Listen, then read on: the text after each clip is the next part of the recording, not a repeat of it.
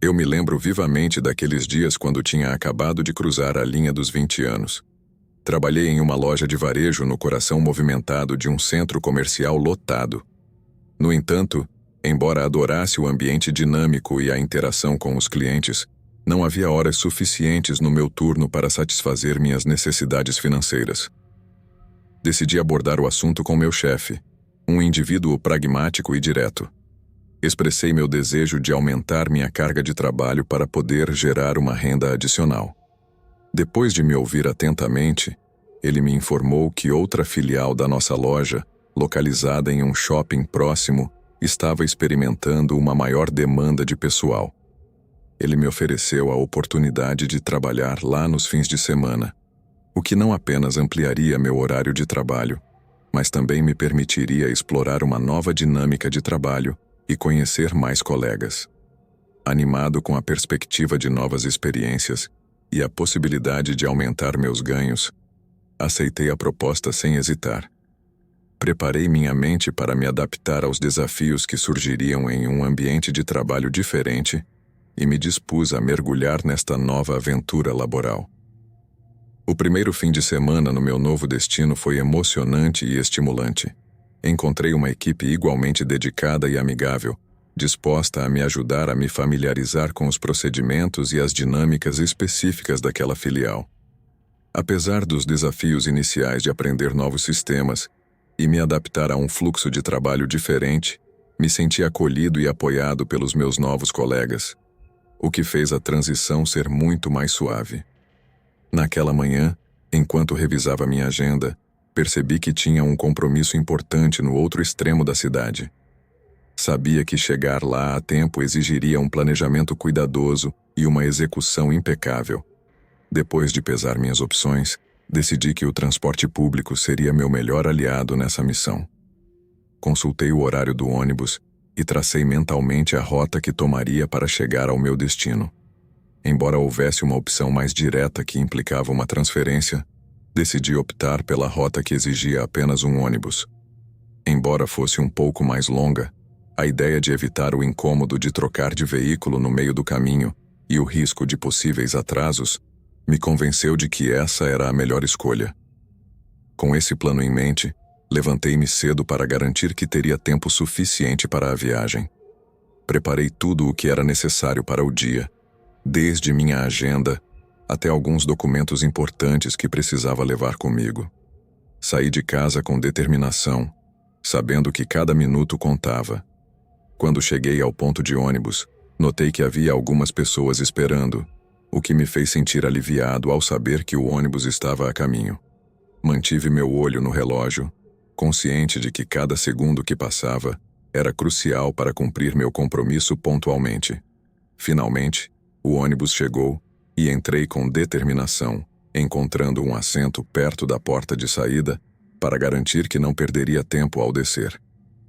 Enquanto o ônibus avançava pelas ruas da cidade, observava atentamente meu entorno, calculando mentalmente o tempo que levaria para chegar ao meu destino. Embora a rota fosse um pouco mais longa do que o habitual, senti-me tranquilo sabendo que estava no caminho certo e que não precisaria me preocupar em me perder em um mar de transferências e conexões. A cada parada que o ônibus fazia, eu me aproximava um pouco mais do meu destino, sentindo a emoção e o alívio crescer dentro de mim. A viagem de ônibus transcorreu com relativa normalidade, mas não posso negar que foi uma experiência reveladora. À medida que o ônibus avançava pelas ruas da cidade, tive a oportunidade de contemplar partes do meu entorno que raramente havia explorado. Pela janela, observava com curiosidade as diversas paisagens urbanas que se desdobravam diante dos meus olhos. À medida que avançávamos, notei como a paisagem mudava gradualmente.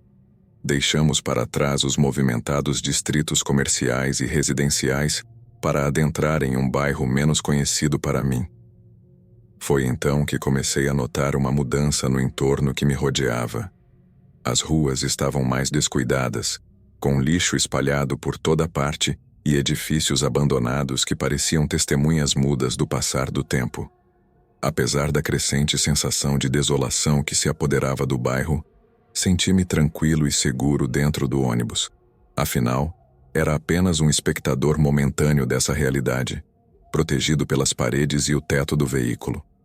Além disso, confiava que meu destino final me levaria a um bairro muito mais acolhedor e pitoresco. No entanto, não pude evitar refletir sobre as disparidades que existem dentro de uma mesma cidade.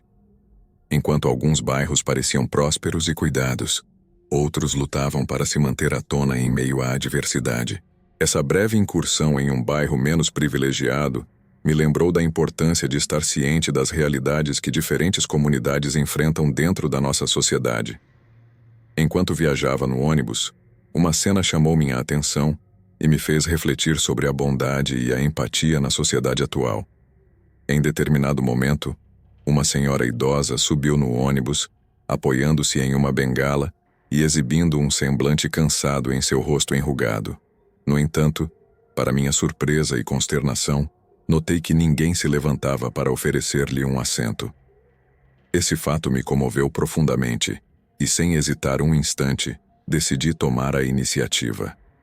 Levantei-me imediatamente e ofereci meu assento à senhora idosa, que me olhou com gratidão e aceitou com um sorriso. Enquanto me dirigia à porta lateral do ônibus para esperar de pé, pude sentir a calidez de seu agradecimento e a satisfação de ter feito a coisa certa. Embora tenha sido apenas um gesto pequeno e aparentemente insignificante, senti que era importante fazê-lo. Em um mundo cada vez mais apressado e centrado em si mesmo, muitas vezes esquecemos a importância da empatia e da cortesia para com os outros, especialmente aqueles que podem precisar de um pouco de ajuda extra. Depois de ceder meu assento à senhora idosa, coloquei-me ao lado do poste ao lado da porta lateral do ônibus e continuei minha viagem. Lembro-me de olhar para um rapaz ao meu lado e perguntar-lhe se sabia quanto tempo mais levaria para chegar à minha parada. Mas antes que pudesse responder, alguém apertou o botão para descer. As portas ao meu lado se abriram e, de repente, senti mãos no meu braço livre me agarrando e puxando. Por reflexo, imediatamente me segurei, porque geralmente não gosto de contato físico com estranhos fora de um cumprimento ou aperto de mãos. Realmente acredito que esse reflexo salvou minha vida, porque levou alguns segundos para meu cérebro registrar que alguém estava tentando me tirar do ônibus.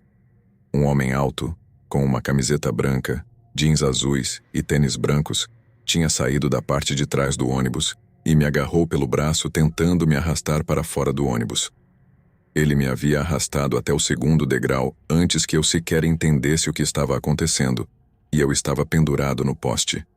O braço que ele segurava estava com minha bolsa, e eu tentei sacudir minha bolsa para que ele me soltasse, mas ele não tinha interesse na bolsa. Estava prestes a começar a pedir ajuda quando senti que alguém me agarrou pela cintura e me puxou de volta para dentro do ônibus.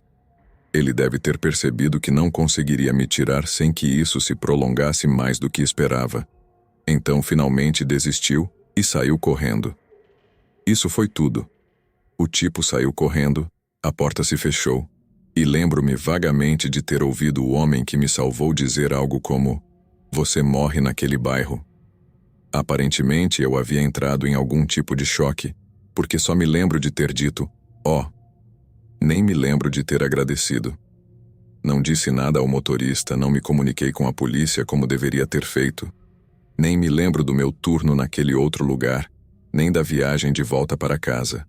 Era como se eu estivesse entorpecida. Quando cheguei em casa, tomei um banho completo e me preparei para ir para a cama com o meu camisola. Sentei-me na beirada da minha cama e pensei: quase fui sequestrada. Lamento muito por isso. Lamento não ter contatado a polícia, caso aquele tipo persiga outra mulher. Pelo menos as mulheres estariam cientes de que ele estava lá fora. Lamento não ter agradecido e não ter mantido contato com a pessoa amável que me salvou. De fato, publiquei um artigo no meu Craigslist local, na esperança de que, de alguma forma, ele o visse e soubesse o quanto sou grato por ter me salvado. Em 2008, quando ainda tinha 20 anos, consegui meu primeiro trabalho de verdade como barman em uma taberna em uma área de Nottingham chamada Trent Bridge. Minha situação de vida com meus pais em Lenton não era muito boa. Eles estavam no meio de um divórcio, e a casa tinha uma espécie de nuvem negra sobre ela o tempo todo. Então, na primeira oportunidade que tive, me mudei para uma pequena cama em Boomer Street, que ficava muito mais perto do bar em que trabalhava. Foi uma época realmente ruim na minha vida, para ser honesto. Mas mudar para aquele lugar foi um grande destaque e um grande impulso quando eu mais precisava. Não era muito, mas era meu. E foi um grande alívio ter um lugar onde eu pudesse me retirar, convidar alguns amigos, tomar um pouco de vodka com Red Bulls e esquecer de todas as coisas que estavam acontecendo com meus pais. O papel de parede estava descascando e uma das janelas estava emperrada, mas não me importava muito com os pequenos detalhes. O que me importava era o grupo de rapazes que costumavam rondar o ponto de ônibus em Batley Street até altas horas da manhã. Os notei pela primeira vez alguns dias depois de me mudar, devido à localização do meu quarto neste grande prédio de 2 andares, que aparentemente agora é um centro de treinamento para motoristas de ônibus de Nottingham. Uma das minhas janelas dava para a Batley Street, onde estava o ponto de ônibus. Cheguei em casa do trabalho por volta da meia-noite e acabei de entrar silenciosamente no meu quarto, como um rato, quando ouvi uma risada alta vindo do outro lado da rua. Olhei pela janela e lá estavam eles, um grupo de jovens rapazes adolescentes com seus 20 e poucos anos, abrigando-se sob o ponto de ônibus. A princípio, pensei que estavam apenas esperando o último ônibus, mas depois de algumas horas, iam e vinham, e ainda estavam lá, fazendo barulho. Na hora em que planejava ir para a cama, percebi que estavam apenas usando o lugar como uma espécie de ponto de encontro, presumivelmente para se proteger da chuva. Naquela noite, não estavam tão mal e foram embora logo depois de eu me deitar, mas em outras noites eram simplesmente uma verdadeira perturbação. Estavam lá, gritando e rindo até as 4 ou 5 da manhã durante o verão, e eu tinha que suportar um clima absolutamente terrível. Houve uma breve pausa no Natal, mas assim que começou a esquentar novamente, eles voltaram todas as noites sem falhar. As únicas vezes que se afastaram involuntariamente foi quando alguém chamou a polícia.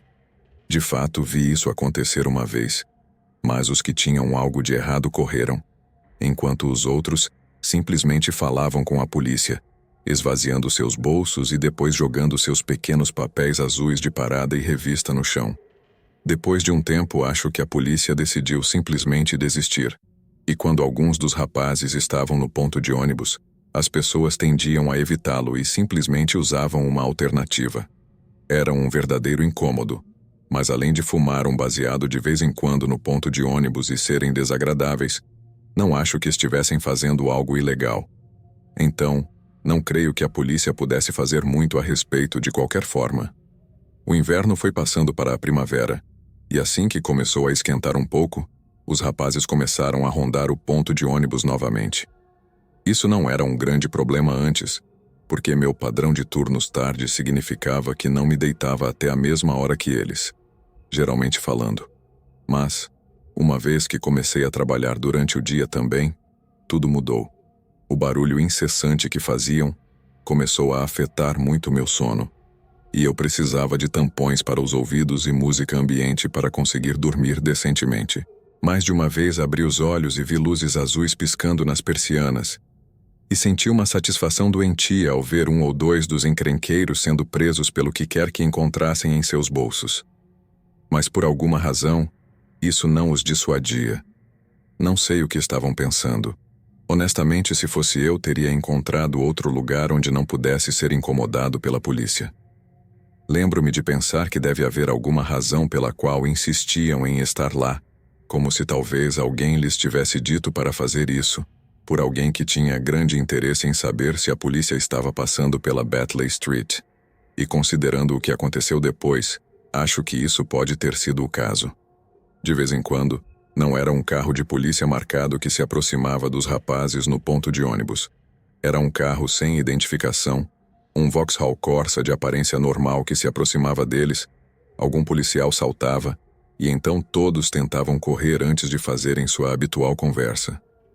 Então, uma noite eu estava jogando Grand Theft Auto, que acabara de sair naquela semana, quando vi os rapazes no ponto de ônibus enquanto voltava de uma pausa para ir ao banheiro.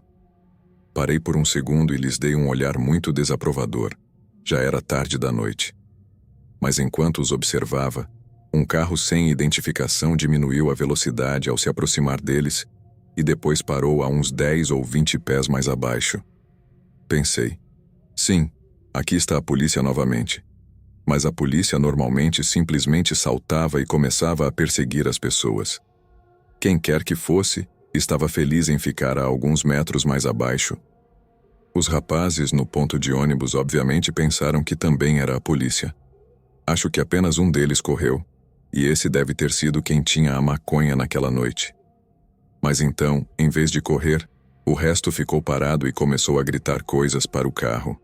Eu estava preparada para um pouco de teatro de rua, então olhei pela janela, sorrindo para mim mesma, esperando que sua rápida dispersão resultasse em uma noite agradável e tranquila para mim. Então, a última coisa que lembro de ter pensado antes que a cena à minha frente mudasse repentinamente foi olhar para o carro escuro sem identificação e pensar: apresse-se e faça algo. E então fizeram. Houve um clarão, depois uma explosão, e um dos rapazes no ponto de ônibus simplesmente se dobrou. Quero dizer realmente que ele simplesmente se dobrou, como se no momento após o disparo sua cabeça bateu nos joelhos antes de seu corpo cair no chão. Provavelmente foi uma das coisas mais assustadoras que já vi na minha vida. Na noite em que soube que não importa quantos filmes de Tarantino você assista ou quantos jogos de tiro em primeira pessoa jogue, nada pode prepará-lo para ver alguém ser baleado com seus próprios olhos. Olhando para trás, acho que o tiro deve ter cortado a coluna vertebral do pobre garoto acima da cintura, e isso explica a forma estranha como ele caiu. Desde então, me disseram que se ele tivesse sido baleado na cabeça eu teria sabido, pois provavelmente não teria sobrado muito dela. No momento em que percebi o que tinha visto, me abaixei sob a janela e me refugiei atrás da parede de tijolos que havia abaixo. Sei que devo parecer dramático, já que ninguém estava atirando em mim, mas me preocupava que pudesse haver algum fogo cruzado selvagem ou algo assim dos rapazes que estavam fugindo. Nunca tinha visto nem sentido algo remotamente parecido antes, e não sabia o que mais fazer. Mas em vez de ouvir mais tiros, tudo o que ouvi foi o som do carro escuro queimando os pneus enquanto acelerava para longe na noite. O som do tiro foi tão alto quanto um fogo de artifício, e dado que estávamos no final de abril e não havia motivo para fogos de artifício, estou quase certo de que outras pessoas no bairro ouviram o estrondo alto e estavam tão preocupadas quanto eu. Devem ter recebido 100 ligações de cima e baixo da Battley Street e das ruas ao redor. Mas, novamente, eu não sabia o que mais fazer. A única coisa que realmente sabia era que o pobre garoto precisava de ajuda. Ele pode ter sido um incômodo, mas ninguém merece morrer assim na rua com os amigos fugindo dele. Obviamente falei muito com a polícia depois daquela noite, tanto por telefone quanto pessoalmente, e depois pela terceira vez, quando revisaram minha declaração e me fizeram mais perguntas. A polícia fez um apelo por mais informações, mas pelo que sei, ninguém foi preso ou condenado por isso. O consenso geral foi que estava relacionado a gangues, mas não acho que a polícia tenha mencionado isso, porque se o fizessem, quem se apresentaria? Certamente eu teria hesitado em ir ao tribunal se soubesse que a intimidação de testemunhas seria um fator, mas nunca chegou a isso. Nunca me perguntaram, e até onde sei, o assassinato do pobre garoto continua sem solução, mesmo todos esses anos depois. Mudei-me de Trent-Bridge aproximadamente um ano depois, basicamente assim que tive dinheiro, e apareceu no mercado de aluguel um apartamento bastante agradável. Ninguém ficou no ponto de ônibus durante o resto do tempo, nem mesmo para pegar o ônibus. E às vezes eu o via à noite parecendo solitário, sem ninguém por perto. Cada vez que a imagem do corpo do garoto, a forma como se dobrou, se repetia na minha cabeça. E estou muito contente de ter me mudado de um lugar com uma lembrança tão horrível associada. Sou uma mulher europeia e atualmente estou ficando em uma capital sul-americana. Sendo estrangeira, suponho que me destaque um pouco, mas não me senti ameaçada ou em perigo durante o mês que passei aqui, até ontem. Eu estava esperando sozinha pelo ônibus por volta das 15 horas de um domingo. Não havia mais ninguém por perto, e então apareceu um homem ao longe. Não sei dizer porquê, mas parecia suspeito. Provavelmente porque parecia caminhar diretamente em minha direção, mesmo com a calçada sendo bastante larga. Fingi que não o vi e esperei que passasse, mas ele veio na minha direção e pediu dinheiro, talvez algo mais, mas não entendi o que dizia. Respondi muito firmemente que não tinha nada para lhe dar e recuei um pouco, mantendo minha mão levantada e tentando mostrar que não estava perturbada. Ele continuou se aproximando, me deixando muito desconfortável, e começou a apontar o dedo para o meu rosto dizendo: vou te matar, repetidamente. Foi então que comecei a pensar que poderia estar em perigo. Mesmo que o homem não tivesse nenhuma arma visível, eu não tinha ideia do que ele era capaz de fazer, especialmente porque estava muito perto de mim e ainda ameaçava me matar. Tentei me afastar dele calmamente para não demonstrar que estava entrando em pânico.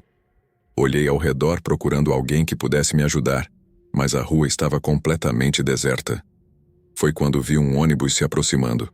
Acenei com a mão e, como as portas já estavam abertas, subi sem olhar para trás. O assistente do motorista me disse para me apressar, pois ele havia visto a cena de longe, e disse para eu não me preocupar, que só precisávamos nos afastar daquele louco. Tudo isso aconteceu em um intervalo de 30 segundos, mas muitas coisas poderiam ter dado errado em tão pouco tempo. Fico feliz por ter mantido a calma e provavelmente irei investir em um spray de pimenta para o futuro. A história que tenho para compartilhar remonta ao ano de 2015, quando eu residia na vibrante cidade de Seattle. Naquela época, tive a sorte de trabalhar em um escritório que não apenas me proporcionava um ambiente de trabalho agradável, mas também me permitia levar meu fiel companheiro, um pastor alemão de 100 libras, para o trabalho. Meu cão era um gigante gentil, com um coração tão grande quanto seu tamanho. Para mim, ele era mais que um animal de estimação, era um membro da família, e a ideia de deixá-lo sozinho em casa por horas enquanto eu trabalhava simplesmente não era uma opção. Felizmente, meu empregador entendia a minha situação e, em um acordo mútuo, me permitia levá-lo comigo ao escritório. No entanto, devo admitir que meu cão, apesar de sua natureza carinhosa, podia impor certo temor nos estranhos devido ao seu tamanho imponente e aparência. Sua presença podia ser intimidadora para aqueles que não estavam familiarizados com ele, o que frequentemente gerava reações mistas entre meus colegas e visitantes do escritório. Apesar das apreensões iniciais de alguns, meu cão rapidamente conquistou o coração de todos no escritório. Seu comportamento amigável e sua natureza brincalhona faziam com que fosse impossível resistir ao seu charme. Logo, ele se tornou uma figura querida e bem-vinda, tanto para meus colegas de trabalho, quanto para os visitantes ocasionais que passavam por nossas instalações. Após um dia de trabalho exaustivo, me dirigi ao ponto de ônibus para fazer minha viagem habitual de volta para casa. Era um trajeto que conhecia bem, um percurso de aproximadamente 45 minutos que costumava usar para relaxar e desconectar do agito do dia. Ao subir no ônibus, procurei um assento perto da janela e me acomodei confortavelmente, preparando-me para desfrutar de um breve momento de tranquilidade antes de chegar em casa. No entanto, logo percebi que não estava sozinha. Pelo canto do olho, notei que alguém me observava. No começo, tentei ignorar a sensação de estar sendo observada, dizendo a mim mesma que talvez fosse apenas minha imaginação, ou que a pessoa simplesmente estava olhando em minha direção, sem nenhuma intenção maliciosa. No entanto, à medida que os minutos passavam, a sensação persistia e comecei a me sentir desconfortável. Decidi dar uma olhada discreta para confirmar minhas suspeitas, E meus temores se confirmaram quando encontrei o olhar penetrante de um homem sentado no outro extremo do ônibus. Seus olhos encontraram os meus por um breve instante antes de ele desviar o olhar. Mas a sensação de desconforto persistiu durante o resto da viagem. Senti-me inquieta e vigiada, como se estivesse sendo constantemente observada. Tentei me distrair olhando pela janela ou me imergindo no meu telefone, mas a sensação de estar sendo observada não desapareceu completamente. Tive uma boa quantidade de conversas estranhas no ônibus, e não era incomum encontrar algum comportamento estranho. Depois daquele episódio desconfortável no ônibus, me peguei refletindo sobre a breve, mas intensa interação com o homem que me observava. Embora, honestamente, eu não possa lembrar muitos detalhes sobre sua aparência física, lembro de ter pensado na época que ele parecia bastante normal, pelo menos à primeira vista. Seu rosto não deixou uma impressão duradoura na minha memória, mas posso lembrar vagamente que ele não parecia estar sob a influência de nenhuma substância. Seu olhar não era vidrado nem errático, e seu comportamento não mostrava sinais evidentes de intoxicação por drogas ou álcool. Naquele momento, essa observação foi um pequeno consolo em meio ao desconforto da situação. No entanto, apesar dessa impressão inicial de normalidade, a sensação de mal-estar persistia na minha mente. Enquanto continuava refletindo sobre o ocorrido, percebi que a percepção de normalidade é subjetiva e pode variar conforme a experiência e o contexto de cada pessoa. O que pode parecer normal para um, pode ser inquietante para outro, e vice-versa.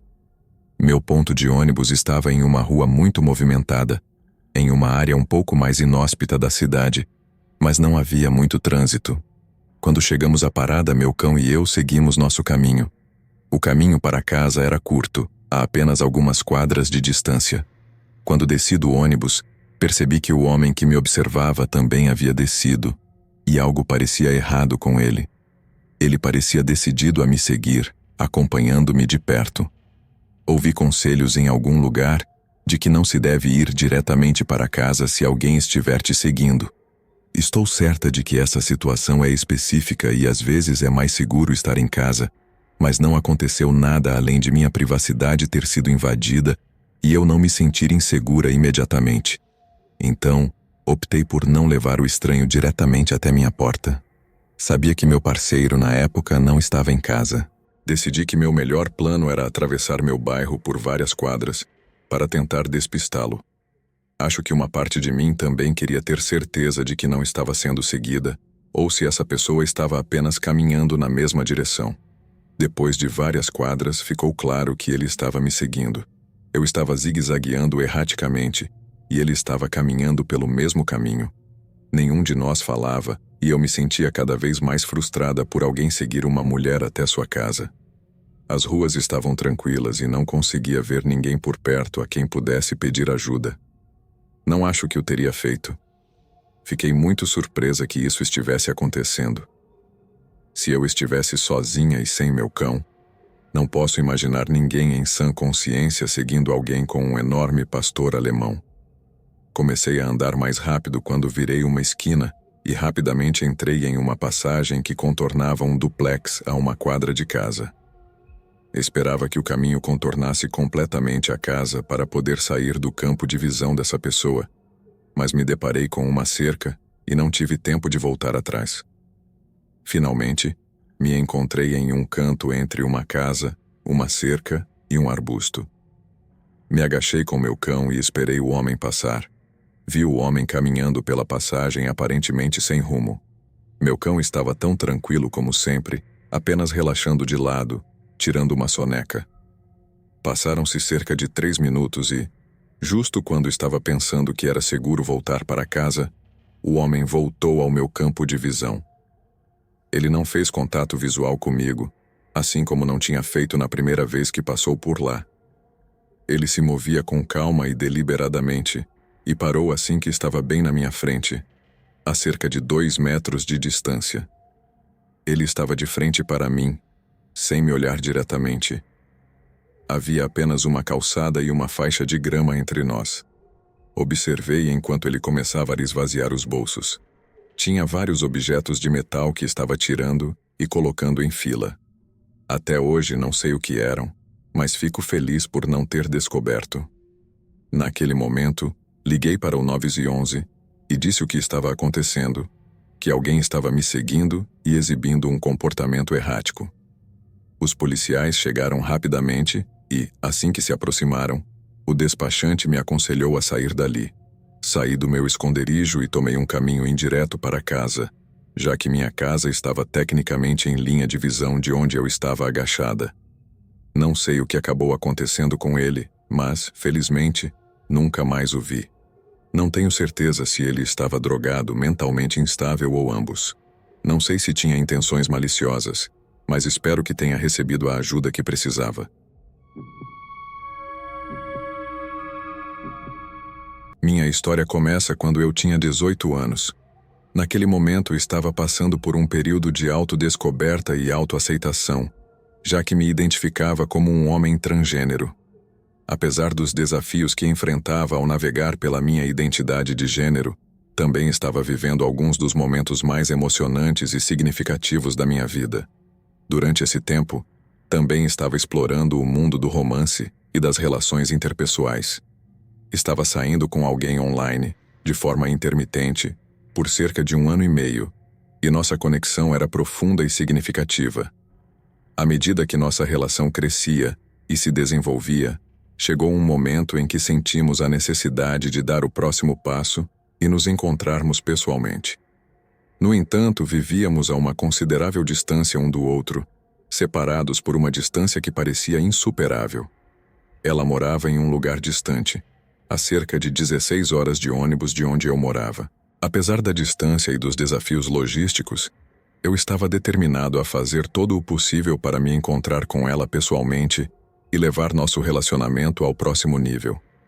Depois de meses de planejamento e economia, finalmente juntei dinheiro suficiente para comprar uma passagem de ônibus Greyhound, que me levaria da minha cidade natal até a cidade onde ela morava. A viagem de ônibus estava programada para durar aproximadamente 16 horas, com várias trocas de ônibus no caminho. Embora a viagem fosse longa e exaustiva, eu estava cheio de emoção e expectativa pelo que me esperava no final do caminho. Preparei-me meticulosamente para a viagem, embalando tudo o que precisaria e garantindo que tivesse dinheiro suficiente para os gastos adicionais no caminho. Quando finalmente chegou o dia da viagem, despedi-me da minha família e amigos com um nó na garganta e um coração cheio de esperança.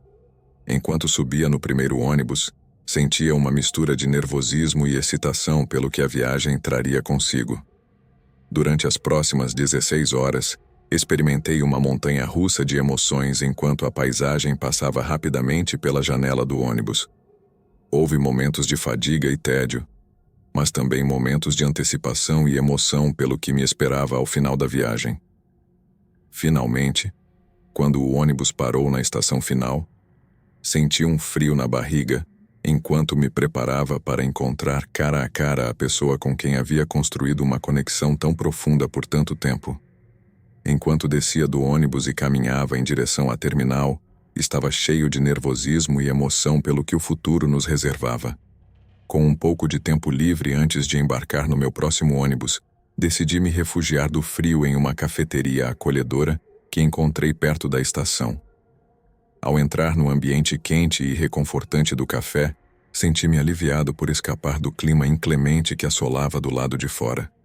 Procurei um canto tranquilo e me acomodei em uma mesa ao lado da janela, onde podia ver as luzes tênues da cidade e observar as pessoas passando enquanto esperava pacientemente pelo meu próximo ônibus.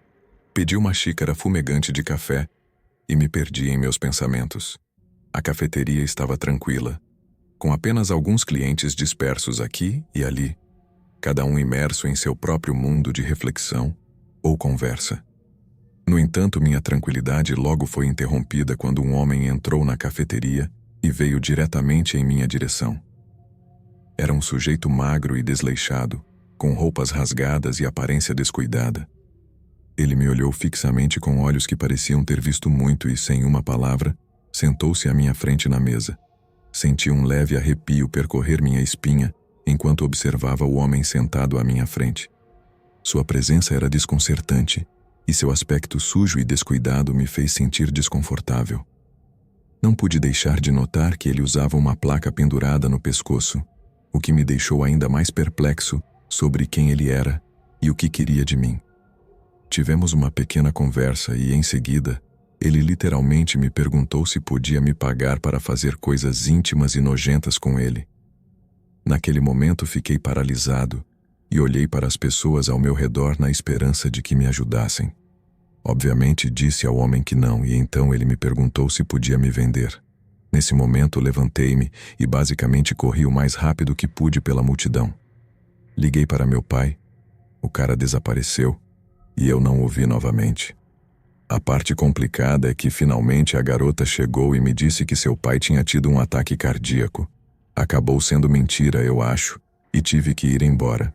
Mas tinha gastado meu dinheiro em comida, água e para chegar da última parada de ônibus à cidade dela, o que não foi barato. Então tive que dar dinheiro para uma amiga dela me levar de volta àquela parada de ônibus. Tinha dinheiro suficiente para um quarto, mas meu pai não podia me mandar dinheiro para um quarto para passar a noite. Assim, tive que esperar na parada de ônibus literalmente até às 8 da noite para o próximo ônibus, porque era uma cidade menor. Parte da noite tive que ficar do lado de fora, porque a estação de ônibus estava fechada. Tenho 25 anos. Nasci e cresci no Arizona. E isso literalmente acabou de acontecer comigo. Então decidi compartilhar com todos vocês, pessoas maravilhosas, esta tarde. Sou um grande fumante de maconha e não dirijo. Então decidi pegar um ônibus para ir ao dispensário por volta das 20h30 da noite. Queria conseguir um novo cartucho de Purple Punch, que é meu favorito de longe. Consegui e caminhei de volta para o ponto de ônibus para voltar para casa. Enquanto me aproximava do banco do ponto de ônibus, notei que havia um cara sentado lá. Não pensei muito nele, sou antissocial. Então sempre entro em qualquer ambiente social disposta a ficar absolutamente em silêncio. No entanto, desta vez não tive nenhuma oportunidade, porque enquanto me sentava ele começou a me perguntar algo, mas eu estava com meus fones de ouvido e não conseguia ouvir direito o que ele disse. Então, tirei os fones de ouvido e perguntei o que era, e ele respondeu se eu queria cortar o cabelo enquanto me olhava com os olhos bem abertos, sem piscar. Se eu fosse uma apostadora, diria que ele estava sob o efeito de alguma coisa. Não estou aqui para julgar ninguém. Simplesmente entendo muito bem a adição. Definitivamente não esperava essa pergunta e respondi, desajeitadamente, estou bem. Então percebi que ele estava vestindo um uniforme dos Arizona Cardinals e, por acaso, sou fã desse time. Como todas as minhas habilidades de socialização giram em torno dos esportes, decidi perguntar. Oi, você é fã dos Cardinals? Ele me olhou estranho por uma fração de segundo e disse, não, acabei de receber isso há alguns meses.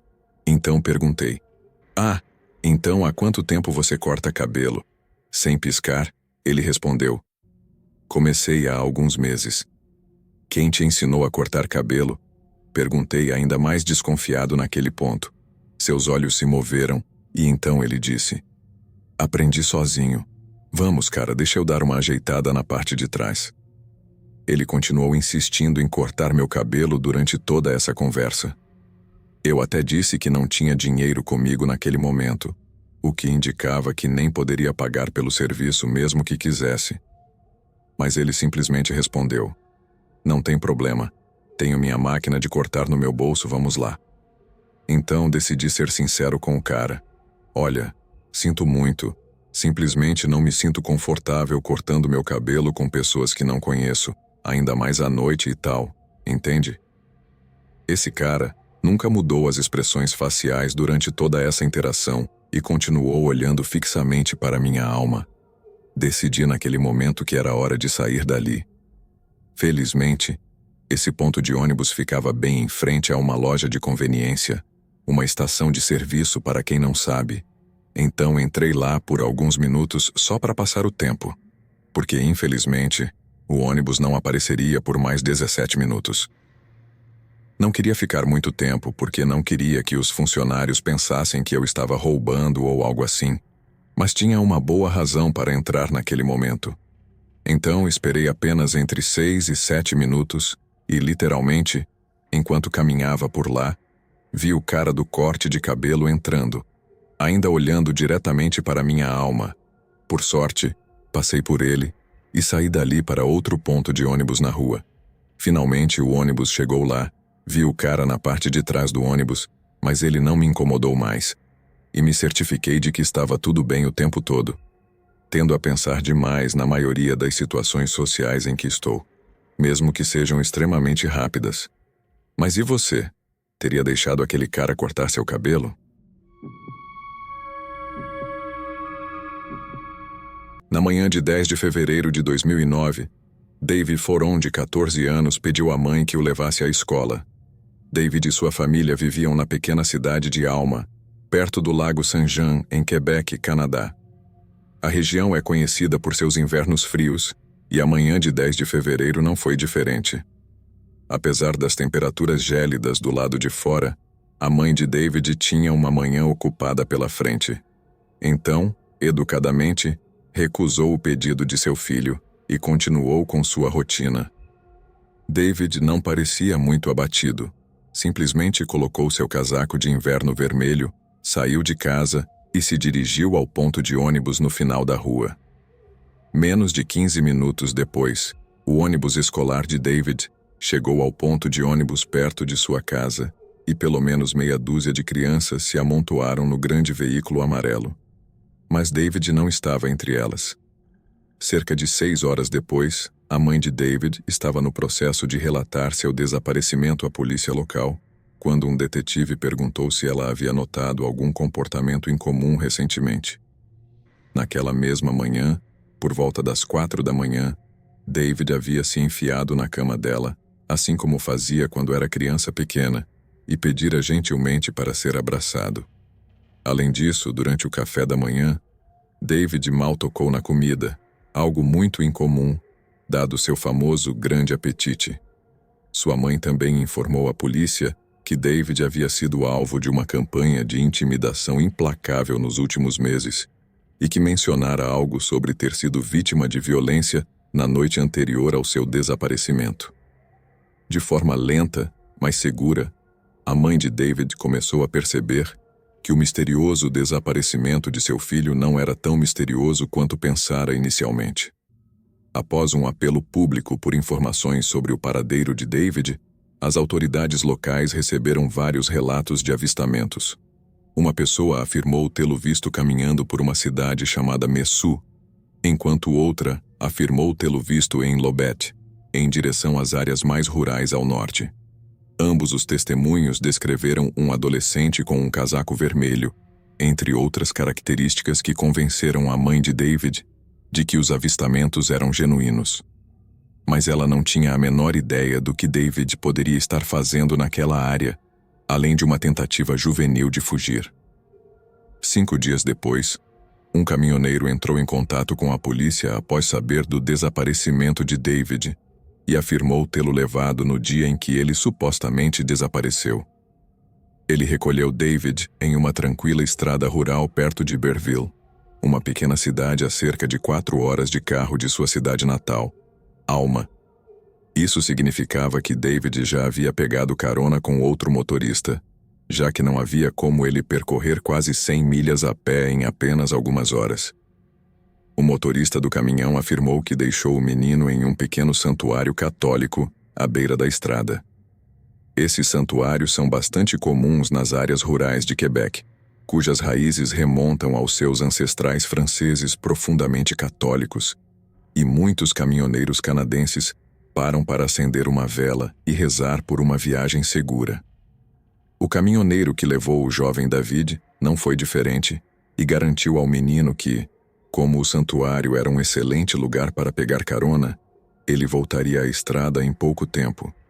E ele não estava errado. Apenas alguns segundos depois de o caminhoneiro acender sua vela e colocá-la ao lado do santuário, Ele viu um subcompacto azul de 4 portas parar ao lado de David, antes que seu motorista o convidasse a entrar. Esse mesmo caminhoneiro foi submetido mais tarde a um rigoroso teste de polígrafo para garantir que sua declaração fosse precisa, e ele provou ser veraz em todas as etapas. O motorista do caminhão, que uma vez foi considerado uma das principais pessoas de interesse, foi eliminado como possível suspeito. Em um esforço para localizar David antes que ele sofresse algum dano, a polícia realizou buscas exaustivas em toda a região, além de iniciar uma campanha de cartazes para conscientizar sobre o desaparecimento de David. A campanha publicitária gerou milhares de pistas possíveis, mas, como em muitos casos semelhantes, muito poucas dessas pistas foram remotamente úteis, e as que foram consideradas viáveis se mostraram becos sem saída. A polícia organizou uma equipe de especialistas em dragagem e mergulhadores para vasculhar o fundo do rio de descarga que serpenteava pela cidade de Alma. O esforço foi reforçado pelos serviços de centenas de voluntários locais, nacionais e internacionais que desceram à cidade para procurar na área circundante e distribuir panfletos de desaparecido para um jovem canadense. A organização ofereceu uma recompensa de $1.000, mas quando a oferta não gerou uma única pista utilizável, as perspectivas começaram a escurecer. A teoria mais aceita foi que depois de fugir de casa por medo de ser intimidado, David havia pegado carona com a pessoa errada. Mas quão ruim era a situação na escola? Mesmo quando tinha 6 anos, David teve problemas para se estabelecer na escola. Ele foi diagnosticado com um transtorno de déficit de atenção com hiperatividade, e a medicação Ritalina parecia ajudar a curto prazo.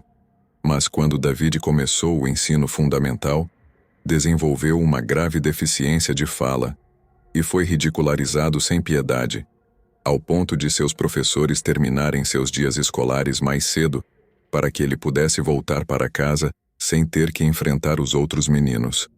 As crianças sempre foram cruéis, mas parece que, no caso de David, havia uma cultura social particularmente tóxica que o deixava no final de uma hierarquia excepcionalmente brutal. Um ano antes de seu desaparecimento, quando tinha 13 anos, David havia ido de bicicleta para a casa da escola quando um grupo de meninos o perseguiu até um beco sem saída e roubou sua bicicleta. Mas o tormento não terminou aí. O grupo arrastou o pobre Davi para um riacho próximo, que estava sujo com escória e larvas de mosquitos, e o empurraram até que David, angustiado, causou problemas com a água do riacho. Ele então foi para a casa de um primo muito mais velho, Maxime, que lhe ofereceu um banho, deu-lhe uma muda de roupa e chamou a polícia. Maxime provavelmente estava tão preocupado quanto furioso, mas, como muitos de nós, poderia ter assumido que David simplesmente tinha tido azar em seu confronto com os valentões da escola. No entanto, como aprendera, isso simplesmente não era o caso. Antes que David terminasse o banho, um grupo de cerca de 20 jovens do ensino médio havia se reunido do lado de fora da casa de Maxime e chamou David para sair e enfrentá-los. Eles só se dispersaram quando viram um carro de polícia descendo a rua. Foi então que Maxime percebeu quão grave realmente era a situação. No final do 8º ano, a educação de David estava sofrendo gravemente, e ele foi colocado em uma classe para crianças com dificuldades menores de aprendizagem, o que fez com que o bullying só aumentasse. Até mesmo alguns dos meninos que haviam sido gentis com ele nos anos anteriores começaram a participar do tormento, algo que David sem dúvida achou particularmente doloroso. Em dezembro de 2008, David havia começado a dar longas caminhadas após o jantar, algo que preocupava particularmente Maxime. Ele também havia sido intimidado durante sua juventude e também dava longas caminhadas para clarear a mente, mas apenas quando se sentia realmente terrível. Maxime alertou a mãe de David, que implorou ao vice-diretor da escola para fazer algo em relação ao bullying, e o vice-diretor prometeu tomar medidas. No entanto, quando as aulas foram retomadas após as férias de fim de ano, parecia que suas promessas haviam sido esquecidas. Em 28 de janeiro de 2009, a mãe de David ligou para Maxime, em pânico. Era quase hora do jantar, e David não havia voltado da escola. Maxime entrou em sua caminhonete e saiu na escuridão para encontrar seu primo. David foi encontrado mais tarde em uma das principais ruas de Alma, tão frio que, depois de entrar no banco do passageiro da caminhonete de Maxime, não conseguiu falar em frases completas até se aquecer adequadamente. "Estou realmente no meu limite", David teria dito. "Não aguento mais." Durante os 2 dias seguintes, David não conseguiu ir à escola e pediu uma isenção até que o problema do bullying pudesse ser resolvido.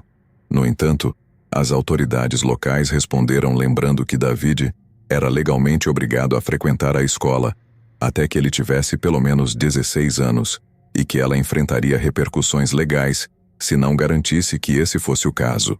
Portanto, em 2 de fevereiro de 2009, apenas uma semana antes de desaparecer, David Foron foi forçado a voltar à escola.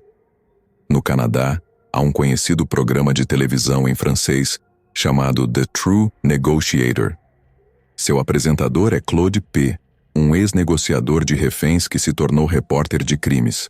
Assim como programas em inglês como o Frontline da PBS, ele aprofunda-se em eventos mundiais de alto perfil, bem como em casos de justiça criminal de interesse público. Durante setembro de 2011, um episódio do programa apresentou o desaparecimento de David e trouxe alguns detalhes não compartilhados anteriormente com o público. Claude afirmou que, após seu próprio pedido pessoal de informações, recebeu uma ligação de um membro do público. Essa pessoa afirmou que tinha conhecimento em primeira mão de que David estava sendo ajudado por um estranho anônimo e que ele estava pronto para voltar para casa, mas apenas com a condição de que aqueles que o ajudaram não fossem acusados em relação ao seu desaparecimento. O informante anônimo afirmou que a família de David era estritamente aderente a algum tipo de seita religiosa rigorosa, que em alguns trechos foi inferido ser a dos Testemunhas de Jeová, mas quando perguntada se esse era o caso, a mãe de David negou fazer parte de qualquer organização religiosa. Ela acrescentou que qualquer coisa que estivesse sendo feita para ajudar David não era nada que sua própria família não pudesse supervisionar e implorou ao informante anônimo que fornecesse mais informações. Infelizmente, o informante não conseguiu entrar em contato novamente e alguns começaram a duvidar da veracidade de suas afirmações. Mas quem poderia culpar uma mãe aterrorizada por fazer todo o possível para trazer seu pobre filho de volta para casa?